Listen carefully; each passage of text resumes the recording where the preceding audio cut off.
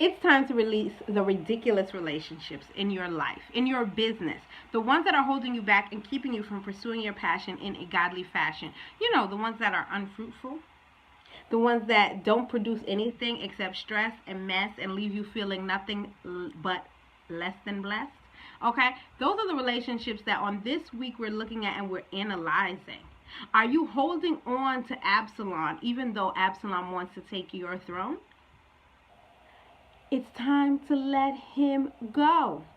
And that could be a him, that could be a her. I know I got a couple of fellas following me. Shout out to the fellas. Him, her, whoever it is. Maybe there's a Jezebel in your life and she's got her eyes on the throne and she's going to manipulate it right from her seat right beside you, and you don't even realize that she is really interfering with and keeping and preventing you from becoming the person that God has appointed and anointed you to be. And in the same case for you ladies, and this does not have to, and this is not only limited to the relationships that we have that are intimate relationships. I'm not just talking about that. I know that people discuss that heavily when we talk about our purpose and where we want to go and who we want to be. But look at the coaches. Look at the people who you take and consume information from.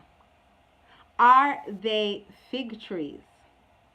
You know the fig tree, right? If you don't know the story, let's get it in really, really quick. One day Jesus was walking. He said he was hungry, so he stopped and he said, "Let me get a bite to eat." Grab a fig off of a fig tree. The fig tree was looking beautiful, bright, tight, blooming, blossoming.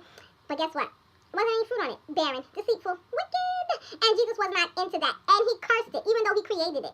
All things were made by God and made for God, made for him, made for Christ. And even though he created it, he was willing to curse it because it was not functioning the way that it was supposed to. What relationships have you created, have you instituted in your life that are not functioning the way that they're supposed to? And are you willing to let them go? Curse them. You don't have to curse the person, but cut it off, and cut it off at the root, under the ground. You have to go into the surface and cut it off. Find the Jonathan.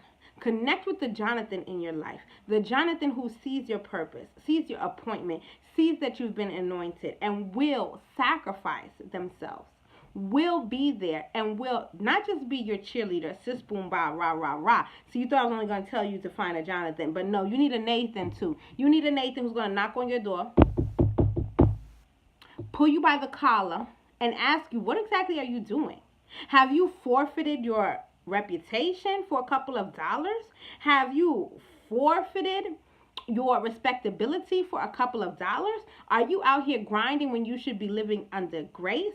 Somebody who's going to come, who's going to call you and call you on your ish and let you know that it stinks a little bit, right? So you need your Jonathan and you need your Nathan, but you don't need a yes man and you don't need Absalom, even though you love him, even though you know him. Look at the intentions. Look at the motives. Look at the action. Is this relationship draining you of your peace? Is it interfering with your purpose? Is it leading you further and further away from your passion and has you running around crazy instead of taking care of what you need to do and the people who love you and are there to service you? Get out of your ridiculous relationships today.